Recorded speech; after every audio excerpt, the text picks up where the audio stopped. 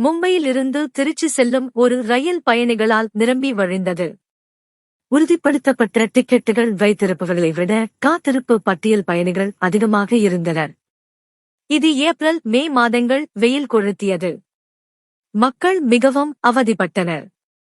ஆனால் ஒரு இளைஞன் தன்னை மிகவும் அதிர்ஷ்டசாலியாக கருதினான். ஏனென்றால் அவன் அருகில் 2 அழகான பெண்கள் தங்கள் தாயுடன் மும்பையிலிருந்து திருச்சி சென்று கொண்டிருந்தனர். அது அவனது வாழ்க்கையின் மிகவும் மறக்க முடியாத பயணமாக அமையப் போகிறது. அந்த பயணத்தில் என்னவெல்லாம் நடக்கிறது என்பது யாருக்கும் தெரியாது. இது ஏப்ரல் 2024 இல் நடந்த கதை. மும்பையின் லோக்மானிய திலக் டெர்மினஸிலிருந்து திருச்சி செல்ல வேண்டிய ரயில் புறப்பட தயாராக இருந்தது. ரயிலில் கட்டுக்கடங்காத கூட்டம். காத்திருப்பு பட்டியல் பயணிகள் எங்கு இடம் கிடைத்ததோ அங்கெல்லாம் நடைபாதை தரை கதவருகில் கழிவறைக்கு அருகில் என அனைவரும் அமர்ந்து கொண்டனர். ஏனெனில் இவர்களின் டிக்கெட்டுகள் ஸ்லீப்பர் பெட்டியில் இருந்தன. அவர்களில் லட்சுமி என்ற ஒரு பெண்மணி தன் 2 மகள்களுடன் திருச்சி நோக்கி பயணம் செய்ய அங்கு வந்தார். ஒரு மகளின் பெயர் பிரியா, அவளுக்கு 20 வயது. இன்னொரு மகளின் பெயர் அனன்யா, அவளுக்கு 21 வயது. இரு பெண்களுமே மிகவும் அழகாக இருந்தனர். அவர்களுக்கு 38ஆம் எண் டிக்கெட் இருந்தது. அது ஒரு நடு இருக்கை. அதே பெட்டியில் ஒரு கீழ் இருக்கையில் அர்ஜுன் என்ற இளைஞன் ஜன்னல் ஓரமாக அமர்ந்திருந்தான். லட்சுமியும் அவரது மகள்களும் வந்தடைந்ததும் 3 பேர் அமரக்கூடிய இடத்தில் 5 பேர் நெருக்கமாக அமர்ந்து கொண்டனர். இதனால் அசௌகரியம் ஏற்பட தொடங்கியது. லட்சுமி அர்ஜுனிடம், தம்பி, உன் இருக்கை எது என்று கேட்டார். அர்ஜுன், இதுதான் என் இருக்கை என்றான். அதற்கு லட்சுமி, ஜன்னலோரம் நான் அமர அனுமதித்தால் நன்றாக இருக்கும். ஏனெனில் மிகவும் வெயிலாக இருக்கிறது. சற்று நேரம் உட்காரலாமா என்று கேட்டார்.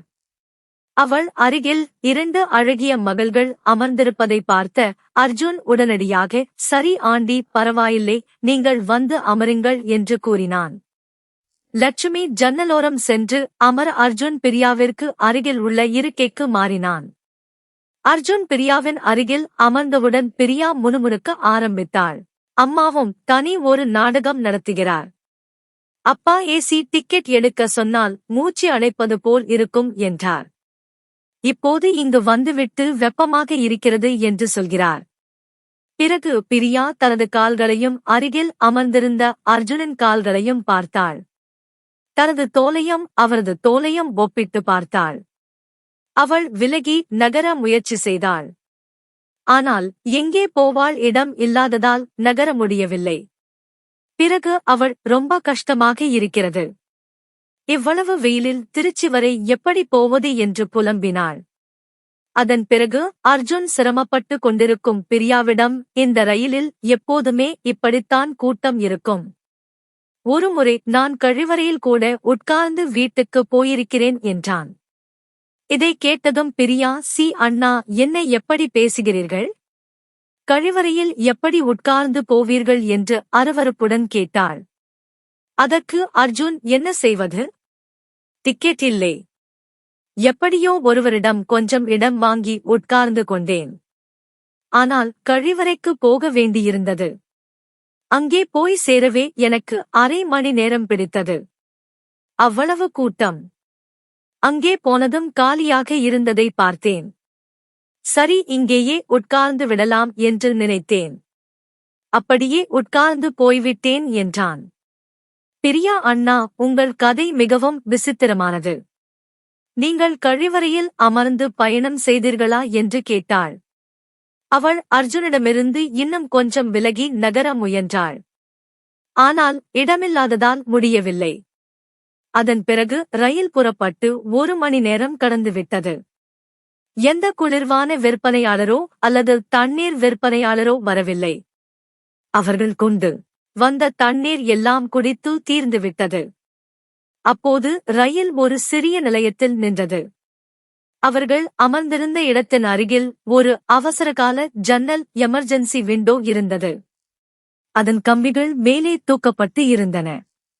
ரயில் நின்றதும் அர்ஜுன் உடனடியாக அந்த அவசரகால ஜன்னல் வழியாக குதித்தான். அங்கங்கே கடைகளை தேடினான். சற்று தூரத்தில் ஒரு சிறிய கடை தெரிந்தது. அங்கே சென்று தண்ணீர் வாங்கி வந்து குடிக்க ஆரம்பித்தான். இதைக் கண்ட லட்சுமியும் அவரது மகள்களும் நாமும் தண்ணீர் வாங்கி இருக்கலாமே என்று எண்ணினர். அவர்கள் அர்ஜுனை அண்ணா அண்ணா என்று கூப்பிட்டனர். ஆனால் அவனுக்கு கேட்கவில்லை. காரணம், கதவரியில் நின்றிருந்த மற்ற பயணிகளும் வெப்பத்திலிருந்து தப்பிக்க நடைமேடையில் இறங்கியிருந்தனர். அப்போது பிரியா தனது தலையை ஜன்னலுக்கு வெளியே நீட்டி ஓ கழிவறை அண்ணா என்று சத்தமாக அழைத்தாள். அவள் அப்படி அழைத்ததும் சுற்றி இருந்த அனைவரும் அவளையே பார்த்தனர். அர்ஜுனும் அவளை பார்த்தான். பிரியா அவனை சைகையால் அருகில் அழைத்தாள். அர்ஜுன் அவளிடம் வந்ததும், அண்ணா, இந்த 50 ரூபாய் வைத்துக் கொண்டு தயவு செய்து 2 பாட்டில் தண்ணீர் வாங்கி வாருங்கள் என்று கூறினாள். அர்ஜுன் சென்று தண்ணீர் வாங்கி வந்து கொடுத்தான். அவன் தண்ணீரை கொடுத்ததும் ரயில் நகரத் தொடங்கியது. பிரியா பதற்றத்துடன், அண்ணா சீக்கிரம் ஏறுங்கள், எப்படி ஏறுவீர்கள் என்று கூறினாள். அர்ஜுன் ஓடி சென்று கதவு வழியாக ஏறினான். சுமார் 10-15 நிமிடங்களில் அவன் மீண்டும் உள்ளே வந்தான். அவன் உள்ளே வந்ததும், கழிவறை அண்ணா வந்துவிட்டார் என்று எதிரே இருந்தவர் சொன்னதும் ரயில் பெட்டியில் இருந்த அனைவரும் மீண்டும் சிரித்தனர். அர்ஜுன், என்னங்க இப்படி சொல்றீங்க? நான் ஒரு கழிவறை சுத்தம் செய்பவன் போல எல்லோரும் என்னை பார்த்தார்கள் என்றான். இதை கேட்ட பிரியா சிரித்தாள். சாரி அண்ணா, உங்கள் பெயர் தெரியவில்லை. சாதாரணமாக அழைத்தால் நீங்கள் கேட்கவே இல்லை. அதனால்தான் அப்படி சொல்ல வேண்டியதாயிற்று. உங்கள் பெயர் என்ன என்று கேட்டாள். என் பெயர் அர்ஜுன் என்றான். பிரியா, அடடா, இது ஒரு நல்ல பெயர் என்று கூறி பிறகு கொஞ்சம் விலகி அமர்ந்து அர்ஜுனுக்கு தனது அருகிலேயே உட்கார இடம் கொடுத்தாள். அர்ஜுன் பிரியா காட்டிய இடத்தில் சென்று அமர்ந்தான். ரயில் தொடர்ந்து வேகமாக சென்று கொண்டிருந்தது. இப்போது பிரியா அனன்யாவிடம், ஐயோ, தண்ணீர் குடித்திருக்கவே கூடாது, இப்போ பிரச்சனை ஆரம்பிச்சிடுச்சு என்று முணுமுணுத்தாள். அவர்களுக்கு கழிவறைக்கு செல்ல வேண்டியதிருந்தது. பிரியா லட்சுமியிடம் அம்மா என்று சைகை செய்தாள். லட்சுமி எழுந்து சென்று பார்த்தார். நடைபாதை முழுவதும் கூட்டம் நிரம்பி வழிந்தது. அவர் மீண்டும் தனது இருக்கைக்கு வந்து அமர்ந்தார். பிரியா தனது அம்மாவிடம் சைகை மூலம் அம்மா போக வேண்டும், ஆனால் ரொம்ப கூட்டமாக இருக்கிறது, எப்படி போவது என்று கேட்டாள். இதை கேட்ட அர்ஜுன், என்ன ஆயிற்று? போயிட்டு வாருங்கள், அமர்ந்திருப்பவர்கள் எழுந்து வழிவிட மாட்டார்களா? உள்ளேயும் வெளியேயும் போகவிட மாட்டார்களா என்றான். அதற்கு அனன்யா, அண்ணா, யார் யாரை எப்படி கேட்பது? நாங்களும் பெண்கள் தானே, உங்களுக்கு தெரியும் தானே என்று கூறினாள். லட்சுமி அர்ஜுனிடம், தம்பி, நீ கொஞ்சம் உதவி செய்தால் நன்றாய் இருக்கும் என்றார். அதற்கு அர்ஜுன், சரி, போயிட்டு வருகிறேன் என்றான். அர்ஜுன் முன்னால் செல்ல லட்சுமியும் அவரது மகள்களும் பின்னால் சென்றனர். அர்ஜுன் நடைபாதையில் அமர்ந்திருப்பவர்களையும் படுத்திருப்பவர்களையும் பார்த்து, கொஞ்சம் ஒதுங்குங்கள், கொஞ்சம் எழுந்து நில்லுங்கள், ஏன் இப்படி விரிந்து கிடக்கிறீர்கள்? படுக்கை விரிப்பை கொண்டு வந்துவிட்டீர்களா என்றெல்லாம் கிண்டலாக கேட்டுக்கொண்டே அனைவரையும் நகர்த்தி அந்த பெண்களை கழிவறை வரை அழைத்துச் சென்றான். அவர்கள் கழிவறைக்கு சென்றபோது அனைத்து கழிவறைகளும் காலியாக இல்லை. ஒரு கழிவறை கதவு திறக்கப்பட அனன்யா உள்ளே சென்றாள். பிரியாவும் அர்ஜுனும் அங்கு நின்று கொண்டிருந்தார்கள். அப்போது வாசலில் அமர்ந்திருந்த ஒரு பையன் பிரியாவை முறைத்து பார்த்து கொண்டிருந்தான். அர்ஜுன் அதை பார்த்து, என்னப்பா, மனுஷனை பார்த்ததில்லையா? டைனோசர் காலத்திலிருந்து வந்தவனா என்று கேட்டான். அப்போது அவன் பார்வையை தாழ்த்தி கொண்டான். பிரியா சிரிக்க ஆரம்பித்தாள். பின்னர் பாத்ரூம்கள் காலியானதும் இவர்கள் இருவரும் சென்று விடுகிறார்கள். அதன் பிறகு எல்லோரும் திரும்பி வருகிறார்கள். வந்த பிறகு பிரியா சொல்கிறாள், அம்மா, இவன் மட்டும் நம்முடன் வரவில்லை என்றால் நம்மால் போயிருக்க முடியாது. உண்மையில் ரொம்ப கூட்டம். இப்போதைக்கு அனைவரும் மீண்டும் தங்கள் இருக்கைகளில் அமர்ந்தனர். இரவு 12 மணி ஆனது. எல்லோரும் இரவு உணவு சாப்பிடலாம் என்று நினைத்தனர். அனன்யா, பிரியா மற்றும் லட்சுமி ஆகியோர் ரொட்டி மற்றும் காய்கறி பொரியல் கொண்டு வந்திருந்தனர். அவர்கள் தங்கள் உணவை வெளியே எடுத்து சாப்பிடத் தொடங்கினர். அனன்யா, அண்ணா கொஞ்சம் அந்த பக்கம் போங்கள், நாங்கள் சாப்பிடணும் என்றாள். அர்ஜுன் ஜன்னல் ஓரமாக நகர்ந்தான். அவர்கள் உணவை வெளியே எடுத்ததும் லட்சுமி அர்ஜுனிடம், தம்பி, நீ எதுவும் கொண்டு வரவில்லையா என்று கேட்டார். அர்ஜுன், இல்லை ஆண்டி, நீங்கள் சாப்பிடுங்கள் என்றான். பிரியா குறுக்கிட்டு, அடடா, உனக்கு நாங்கள் ஊட்டிவிடவில்லை, நீ கொண்டு வந்திருக்கிறாயா இல்லையா என்றுதான் கேட்கிறோம் என்றாள். அதற்கு அர்ஜுன், இல்லை, நான் கொண்டு வந்திருக்கிறேன். ஆனால் இப்போது நான் கொண்டு வந்திருப்பதை உங்கள் முன்னால் எப்படி சாப்பிடுவது என்று எனக்கு தெரியவில்லை. ஒருவேளை நீங்கள் சாப்பிட மாட்டீர்களோ என்னவோ, அது நல்லதல்ல என்றான். பிரியா, என்ன கொண்டு வந்திருக்கிறீர்கள்? நாங்கள் சாப்பிட முடியாதபடி என்ன இருக்கிறது என்று கேட்டாள். அர்ஜுன், பிரியாணி கொண்டு வந்திருக்கிறேன், பார்சலில் இருக்கிறது, சிக்கன் பிரியாணி என்றான். பிரியா உற்சாகத்துடன், அடடா, நாங்கள் சாப்பிடுவோம். பரவாயில்லை, அம்மா சாப்பிட மாட்டார், ஆனால் நாங்கள் சாப்பிடுவோம், நீங்கள் சாப்பிடுங்கள் என்றாள். பிறகு தனது அம்மாவிடம், அம்மா, நீங்கள் இந்த பக்கம் வாருங்கள் என்று கூறி அம்மாவை வேறு பக்கம் நகர்த்தினாள். இப்போது பிரியா, அனன்யா மற்றும் அர்ஜுன் மூவரும் ஒன்றாக அமர்ந்தனர். அர்ஜுன் ஹைதராபாத் பிரியாணி கொண்டு வந்திருந்தான். அவன் பார்சல் செய்திருந்த டப்பாவை திறந்ததும் பிரியாணியின் மனம் பெட்டி முழுவதும் பரவியது. அர்ஜுன், நீங்களும் கொஞ்சம் சாப்பிடுங்கள் என்று பிரியா அனன்யாவிடம் கூறினான். அதற்கு அவர்கள், அண்ணா, நீங்கள் எங்கள் ரொட்டியை சாப்பிட்டால் நாங்களும் பிரியாணி சாப்பிடுவோம், முதலில் நீங்கள் சப்பாத்தியை எடுத்துக் கொள்ளுங்கள் என்றனர். இப்படித்தான் அவர்கள் உணவை பரிமாறிக்கொண்டு சாப்பிட்டனர். அதன் பிறகு உறங்கும் நேரம் வந்தது. பிரியா, அனன்யா மற்றும் லட்சுமிக்கு நடு இருக்கைதான் மிடில் பெர்த் கிடைத்தது. மூவரும் ஒரு இருக்கையில் இருக்க வேண்டிய நிலை. அர்ஜுனுக்கு கீழ் இருக்கை லோவர் பர்த் கிடைத்திருந்தது. லட்சுமி அர்ஜுனிடம், தம்பி, ஒரு காரியம் செய், நீ நடு இருக்கையில் வந்து படுத்துக்கொள், நாங்கள் கீழே எப்படியாவது அட்ஜஸ்ட் செய்து படுத்துக்கொண்டு பயணம் செய்து கொள்கிறோம். என்ன செய்வது, ஒரே ஒரு டிக்கெட் தான் இருக்கிறது என்றார். ஆனால் அர்ஜுன், வேண்டாம் ஆண்டி, நீங்கள் நடு இருக்கையில் வசதியாக படுத்து உறங்குங்கள், உங்களுக்கு உடல்நிலை சரியில்லாமல் போய்விடும் என்று அர்ஜுன் லட்சுமியிடம் கூறினான். நாங்கள் இந்த இருக்கையிலேயே சமாளித்துக் கொள்கிறோம், தேவைப்பட்டால் நான் தரையிலேயே படுத்துக் கொள்வேன், பரவாயில்லை, பெண்கள் கஷ்டப்பட வேண்டாம். லட்சுமி, தம்பி, உனக்கு உறுதிப்படுத்தப்பட்ட டிக்கெட் இருக்கிறதே, எப்படி நீ கீழே தூங்குவாய் என்று கேட்டாள். அதற்கு அர்ஜுன், ஆண்டி, நான் கழிவறையிலும் கூட பயணம் செய்ததை நீங்கள் கேட்கவில்லையா என்றான். இதை கேட்டதும் எல்லோரும் மீண்டும் சிரித்தனர். இப்போது அனன்யா, போ அண்ணா, மறுபடியும் அதே பேச்சை ஆரம்பித்து விட்டார்கள். சாப்பிட்டதை எல்லாம் வாந்தி எடுக்க வைத்து விடுவீர்கள் என்று அருவருப்புடன் சொன்னாள். இப்படியாக அவர்கள் பேசிக் கொண்டிருந்தனர். பிறகு இருக்கைகள் தூக்கி வைக்கப்பட்டன. கிட்டத்தட்ட அனைவரும் சாப்பிட்டு முடித்ததும் அவரவர் இருக்கைகளுக்கு சென்றனர். அனன்யா முதலில் இருக்கையில் சரிபாதியாக படுத்தாள். பின்னர் முழுவதும் இருந்து படுத்துக் கொண்டாள். அர்ஜுன் அமர்ந்திருந்தான். அவன் அருகில் பிரியா அமர்ந்திருந்தாள். மெதுவாக இரவு 12 மணியானது. சிறிது நேரம் இவர்கள் மொபைல் பார்த்துக் கொண்டிருந்தனர். பிறகு மொபைலையும் வைத்துவிட்டனர். அர்ஜுனுக்கு மனது ஒரு நிலையில் இல்லை. அவன் மனம் வேறு எங்கோ இருந்தது. மெல்ல மெல்ல பிரியாவிற்கு தூக்கம் வரத் தொடங்கியது. அவள் அர்ஜுனின் தோளில் தலை சாய்ந்து உறங்க முயற்சித்தாள்.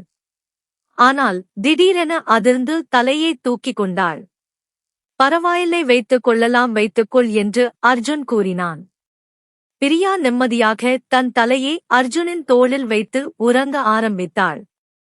பிரியா உறங்குவதை பார்த்த அர்ஜுன் அவள் கீழே விழுந்து விடாமல் தாங்கிக் கொள்ள பின்னால் கையை எடுத்து அவளின் இடுப்பில் கை வைத்தான். அவளை தாங்கும் முயற்சியில் இருந்தபோது பிரியாவுக்கு திடீரென கண் விழித்தது. கண் விழித்ததும் இருவரின் இதய துடிப்பும் வேகமாகியது. மூச்சும் வேகமாக ஓடியது. பிரியா, என்ன செய்கிறீர்கள்? இப்படி இருந்தால் தூக்கம் வராதே என்றாள். அர்ஜுன், தூக்கம் அவ்வளவு முக்கியமா என்று கேட்டான். அதற்கு பிரியா, இத்தனை பேர் நடுவில் பயமாக இல்லையா என்றாள்.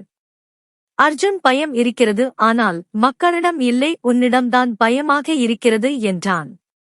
பிரியா, உன் செயல்களை பார்த்தால் உனக்கு பயம் இருப்பது போல் தெரியவில்லையே என்று சொன்னாள்.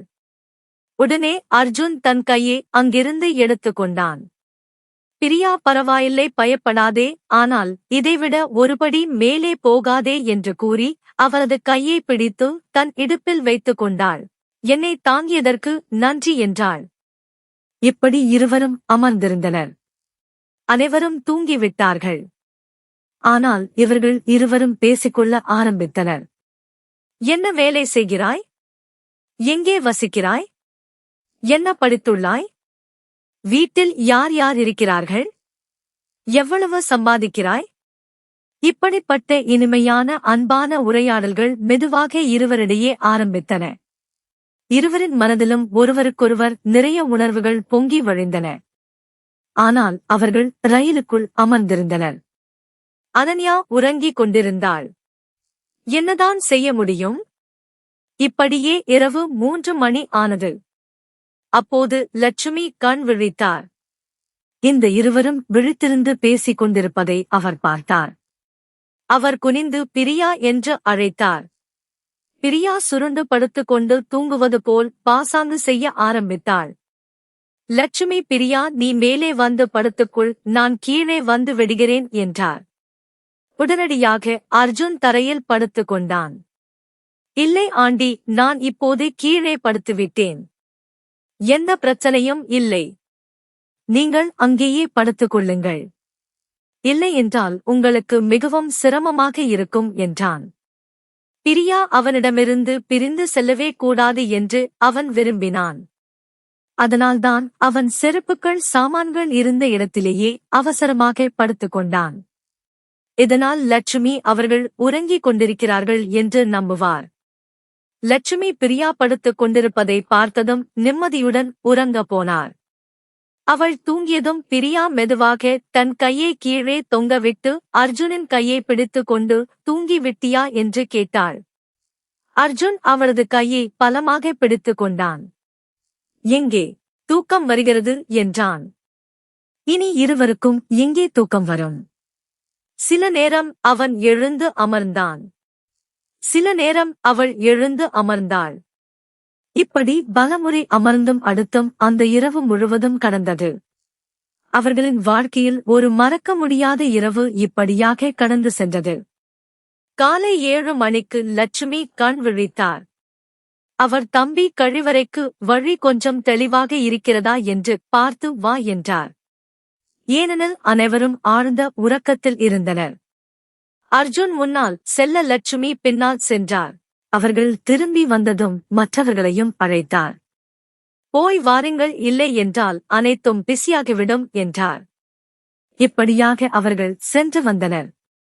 பின்னர் காலை 7 மணி ஆனது. அனைவரது காலை உணவும் மற்ற வேலைகளும் முடிந்ததும் பகல் நேர பயணம் தொடங்கியது. ரயிலில் அமர்ந்தபடி அவர்கள் சாப்பிட்டனர், குடித்தனர், பேசிக் கொண்டிருந்தனர். ரயில் தனது வேகத்தில் திருச்சியை நோக்கி சென்று கொண்டிருந்தது. வெளியிலிருந்து உணவு ஆர்டர் செய்து சாப்பிடுவது, ஒன்றாக பகிர்ந்து கொள்வது என அனைத்தும் நடந்தன. வந்த ரயில் இரவு 7 மணிக்கு திருச்சி ஜங்ஷனை அடைய வேண்டும். ஆனால் 4 மணி நேரம் தாமதமாக இரவு 11 மணிக்கு வந்து சேர்ந்தது. அனைவரும் ரயிலிலிருந்து இறங்கினர். பிரியாவின் மாமா தனது காரை எடுத்துக்கொண்டு நிலையத்திற்கு வந்திருந்தார். பிரிந்து செல்லும் தருணத்தில் இருவரின் அர்ஜுன் மற்றும் பிரியா முகத்திலும் மிகுந்த சோகமும் ஏக்கமும் இருந்தது. லட்சுமி அர்ஜுனிடம், தம்பி, இப்போது நீ எப்படி உன் வீட்டுக்கு போவாய் என்று கேட்டார். அதற்கு அர்ஜுன், என் வீடு இங்கிருந்து 30 கிலோமீட்டர் தூரத்தில் உள்ளது. இந்த நேரத்தில் நான் வீட்டுக்கு போக மாட்டேன். இந்த நிலையத்திலேயே தங்குவேன். ஏனென்றால் இந்த நேரத்தில் எந்த வாகனமும் கிடைக்காது. காலையில்தான் புறப்படுவேன் என்றான். லட்சுமி தம்பி, எங்கள் காரணமாக நீ இரவு முழுவதும் கஷ்டப்பட்டாய். கீழே படுத்தாய், எங்கேயும் இரவு முழுவதும் கொசுக்கள் கடித்து எப்படி தூங்குவாய் என்று கேட்டாள். ஒரு காரியம் செய். நீயும் என் சகோதரனின் வீட்டுக்கு வா. அங்கு நீ நிம்மதியாக தூங்கி நாளை காலை புறப்படலாம். இந்த வார்த்தைகளை கேட்டதும் அர்ஜுனுக்கும் பிரியாவுக்கும் ஆனந்தத்திற்கு அளவே இல்லை. அர்ஜுன், சரி ஆண்டி, உங்களுடைய பெரிய மனதுக்கு நன்றி. நீங்கள் இவ்வளவு அக்கறை எடுத்துக் கொண்டீர்கள் என்றான்.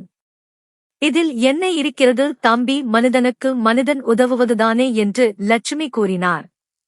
அர்ஜுன் விருந்தினர் போல அவர்களின் வீட்டுக்கு சென்றான். அங்கு சுவையான உணவை சாப்பிட்டான். நல்ல படுக்கையில் தூங்கினான். பிறகு காலை 9 மணி ஆகிவிட்டது. அவர்கள் அனைவரும் எழுந்ததும் குளித்துவிட்டு அவரது அத்தையும் அவரது மகளும் செய்த சுவையான காலை உணவை சாப்பிட்டனர். அதன் பிறகு எல்லோரும் வெளியே செல்ல திட்டமிட்டனர். அப்போது லட்சுமி, தம்பி, மாலையில் புறப்பட்டு போ என்று கூறினார். பிரியாவும் அவனை வற்புறுத்தி, கொஞ்சம் இருங்களேன், மாலையில் புறப்படலாம் என்றாள். லட்சுமி, ஆமாம் தம்பி, மாலையில் புறப்படு என்றார். நாங்கள் சுற்றி பார்க்கப் போகிறோம். நீயும் எங்களுடன் வா என்று லட்சுமி கூறினார். அர்ஜுன், பரவாயில்லை, நான் எல்லாம் பார்த்திருக்கிறேன். ஆனால் இன்று உங்கள் எல்லோருடனும் சுற்றி பார்க்கிறேன் என்றான். அவர்கள் நாள் முழுவதும் சுற்றி பார்த்தனர். இந்த இடைப்பட்ட நேரத்தில் அர்ஜுனுக்கும் பிரியாவுக்கும் இடையில் என்ன நடக்கிறது என்பது அனன்யாவுக்கும் அவளின் அத்தை மகளுக்கும் தெரிந்துவிட்டது. அவர்கள் இருவரின் புகைப்படங்களை எடுத்தனர், கேலி செய்தனர். அதன் பிறகு மாலை ஆனது. அர்ஜுன் தனது வீட்டிற்கு புறப்பட்டான். அவன் புறப்படும்போது பிரியாவின் கண்கள் கண்ணீரால் நிறைந்தன. அர்ஜுனின் நிலையம் அதேதான். தம்பி, நாங்கள் இன்னும் 15 நாட்கள் இருப்போம். வந்து சுற்றி பார்த்துவிட்டு போ. நீ ஒரு நல்ல மனிதன் என்று லட்சுமி கூறினார். அர்ஜுன், ஆண்டி, வாய்ப்பு கிடைத்தால் நிச்சயம் வருவேன். ஆனால் எனக்கு 15 நாட்கள் மட்டுமே இங்கு இருக்க வேண்டும். அதன் பிறகு நானும் மும்பை செல்ல வேண்டும் என்றான். அர்ஜுனுக்கு 2 மாதங்கள் தங்க வேண்டும் என்ற திட்டம் இருந்தது. ஆனால் அவன் 15 நாட்கள் என்று சொன்னதற்கு காரணம், ஒருவேளை பிரியாவுடன் சேர்ந்து மும்பை திரும்புவதற்கு வாய்ப்பு கிடைக்குமோ என்ற எண்ணத்தில்தான். அர்ஜுன் அங்கிருந்து புறப்பட்டு சென்றான். சென்ற பிறகு பிரியாவுக்கு போன் செய்து, உன்னை மிகவும் மிஸ் செய்கிறேன் என்றான். பிரியா, பிறகு ஏன் என்னை விட்டுவிட்டு போனாய்? நானும் உன்னை மிஸ் செய்கிறேன் என்றாள். ஒரு வாரம் கடந்து சென்றது. ஒரு நாள் அர்ஜுன் தனது மோட்டார் சைக்கிளில் பிரியா இருக்கும் இடத்துக்கு வந்து சேர்ந்தான். அவனை பார்த்ததும் அனைவருக்கும் அளவற்ற மகிழ்ச்சி. குறிப்பாக பிரியா வாய்ப்பு கிடைத்ததும் அவனுடன் அணைத்துக் கொண்டு, ரொம்ப நாள் கழித்து வந்திருக்கிறாய் என்றாள். அர்ஜுன், பயணிகளின் வாழ்க்கைக்கு என்ன உத்தரவாதம்? ஒருவேளை இந்த சந்திப்பே கடைசி சந்திப்பாக இருக்கலாம் என்றான். அதன் பிறகு அவன் நாள் முழுவதும் அங்கேயே தங்கிவிட்டு பின்னர் தனது வீட்டுக்கு திரும்பிச் சென்றான். சரியாக 15 நாட்களுக்குப் பிறகு மீண்டும் அதே திருச்சி ஜங்ஷனில் இந்த 4 பேரும், அர்ஜுன், பிரியா, அனன்யா, லட்சுமி ஒன்று சேர்ந்தனர். ஏனென்றால் இம்முறை அவர்கள் மும்பைக்கு திரும்பிச் சென்று கொண்டிருந்தனர். இந்த முறை அவர்களின் டிக்கெட்டுகள் ஏசி பெட்டியில் இருந்தன. மேலும் 4 உறுதிப்படுத்தப்பட்ட டிக்கெட்டுகள் இருந்தன. மீண்டும் மும்பை பயணம் மற்றும் வளர்ந்த காதல் மிகுந்த உற்சாகத்துடனும் கேலியுடனும் அவர்கள் மும்பைக்கு திரும்பினர். அதன் பிறகு பிரியாவுக்கும் அர்ஜுனுக்கும் இடையே தொடர்ந்து தொலைபேசி உரையாடல்கள் நிகழ்ந்தன. இருவரும் ஒருவரை ஒருவர் சந்திப்பதாகவும் ஒன்றிணைவதாகவும் உறுதிமொழிகள் அளித்துக் கொண்டிருந்தன. இருவருக்கும் இடையே அளவற்ற அன்பு மலர்ந்தது. இப்போது இருவரும் திருமணம் செய்து கொள்ள விரும்புகிறார்கள்.